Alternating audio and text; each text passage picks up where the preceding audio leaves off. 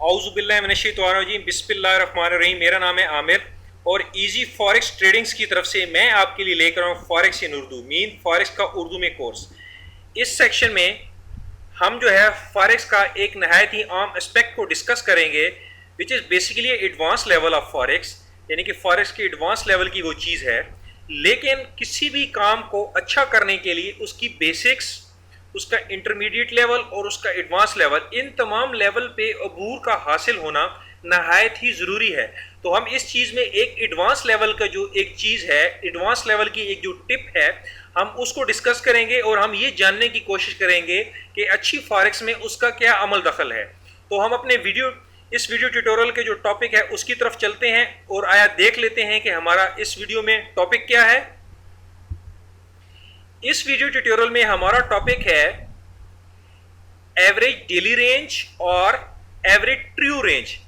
इसको forex world में दो नाम से पुकारा जाता है, एवरेज डेली रेंज और एवरेज ट्रू रेंज, और इनके एब्रीवेशंस हैं एडीआर और एटीआर। दोनों का एक ही मकसद है कि एवरेज डेली रेंज और एवरेज ट्रू रेंज बेसिकली एक ही चीज है, इसमें कोई कंफ्यूज होने की जरूरत नहीं। बेसिक दोनों का मकसद एक ही है और हम इसको बेसिकली फॉरेक्स की जो टर्मिनोलॉजीज हैं उसमें शॉर्टकट में हम कहते हैं, इनको प्रोनाउंस करते हैं एडीआर से और एटीआर से।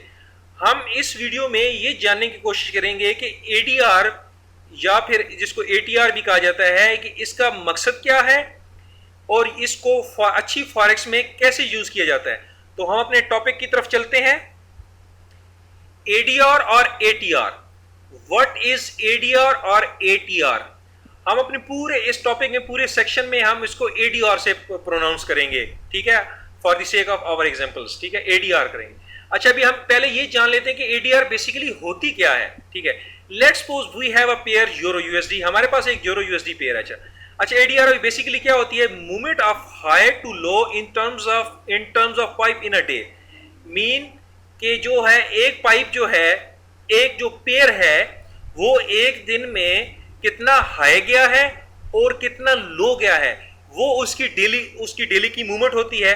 अभी हम इसको जो है थोड़ा चार्ट में जाके डिस्कस करते हैं और इस पॉइंट को इस चार्ट में जाके किल करते हैं कि इस बेसिकली इसका मतलब क्या है कि movement high to low in terms of pipe in a day. हम इसको जो चार्ट में जाके डिस्कस कर, ये देखें, इस वक्त मैंने यूरो यूएसडी का चार्ट खोला हुआ है।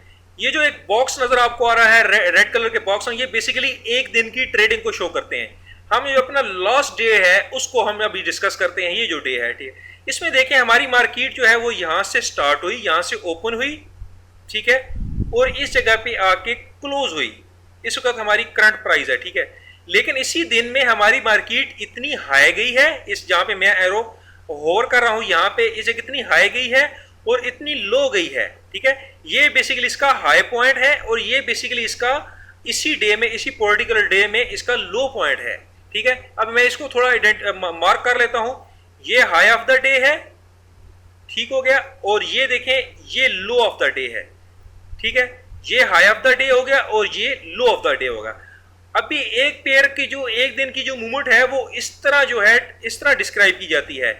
उसकी हाई ऑफ द डे से लेके उसकी लो ऑफ द डे तक नापा जाता है, ना कि उसकी ओपन, जहां से वो ओपन हो रही है और जहां पे क्लोज हो रही है, यहां से नहीं नापा जाता। यानी कि यहाँ ओपन तो यहां से हो रही है और देखें क्लोज यहां पे हो रही है, लेकिन बेसिकली इसी दिन में इसी मार्केट ने यहां तक ये ऊपर गई है और यहां तक नीचे गई है। तो हमारे कहने का मकसद है कि जो अपने एक पेयर के अगर आपने पाइप नापने हैं कि इस डे में, इस पर्टिकुलर डे में जो है हमारी मार्केट, इस पेयर ने कितना मूव किया, तो वो बेसिकली आप उसके हाई ऑफ द डे और उसकी लो ऑफ द डे के जो दरमियान जो फासला होगा आप उसको नापेंगे। तो ये बेसिक है कि हाई ऑफ द डे और लो ऑफ द डे, ये बेसिकली डिटरमाइन करेगा कि ये पेयर इस दिन में इतना मूव हुआ है। तो ये जो यूरो यूएसडी है, ये यहां से लेके यहां तक जितने पाइप बन रहे हैं उतना मूव है। अभी हम अपने नेक्स्ट पॉइंट की तरफ चलते हैं। पॉइंट हमारा था movement high to low in terms of pipe in a day. तो ये बेसिक होता है कि एक पेयर ने एक दिन में कितना मूव किया।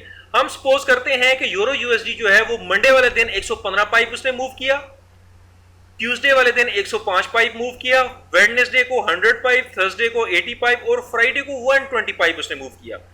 तो फिर हम यूरो यूएसडी एवरेज जो मूवमेंट है एडीआर लास्ट 5 डेज कितनी होगी?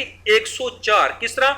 ये तमाम जितने हैं 1 2 3 4 और 5 जैसे एवरेज निकाली जाती है मैथ में उस तरह इन सबको जमा करें और हम जो है इसको जो है तकसीम कर दे 5 पे, ठीक है, तो हमारे पास जो एवरेज आएगी वो 104 पाइप आएगी।